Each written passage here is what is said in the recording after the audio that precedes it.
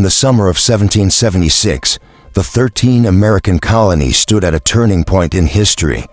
For more than a decade, tensions had grown between the colonies and Great Britain, fueled by new taxes, trade restrictions, and laws imposed by a distant parliament in which colonists had no direct representation.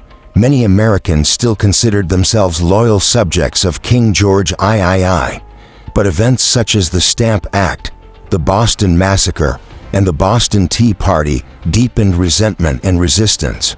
When armed conflict broke out at Lexington and Concord in April 1775, the struggle moved beyond protest and into open war, forcing colonial leaders to confront a question that could no longer be avoided: whether reconciliation with Britain was possible, or whether independence had become the only path forward.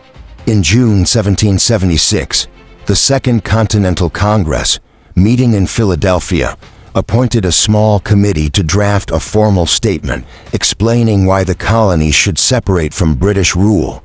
The task fell primarily to Thomas Jefferson, a young Virginia delegate known for his skill with words and his deep belief in natural rights.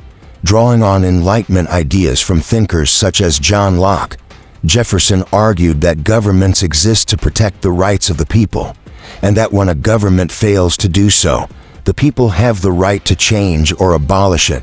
His draft declared that all men are created equal and are endowed with unalienable rights, including life, liberty, and the pursuit of happiness, a powerful moral claim that gave the American cause a universal meaning. The document went beyond philosophy.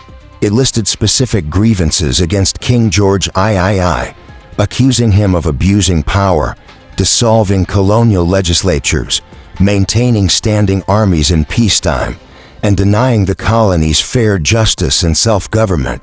These charges were meant not only to justify independence to the American people, but also to explain it to the wider world, especially potential allies such as France.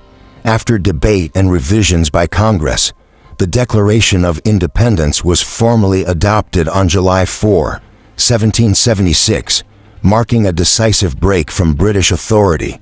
The Declaration did not immediately create a new nation or end the war. Independence had to be defended on the battlefield, and the conflict would continue for several more years at great cost.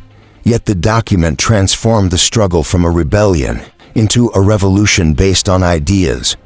It united the colonies under a shared purpose and announced the arrival of a new political experiment founded on popular sovereignty rather than royal power. When the Declaration was read aloud in towns and cities, it was met with public celebrations, bell ringing, and in some places, the symbolic destruction of royal symbols. Over time, the Declaration of Independence became more than a wartime statement.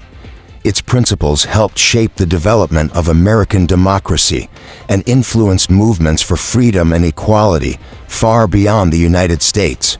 While the reality of the new nation fell short of its ideals, especially for enslaved people, women, and Native Americans, the words of 1776 set a standard that future generations would invoke in their struggles for rights and justice.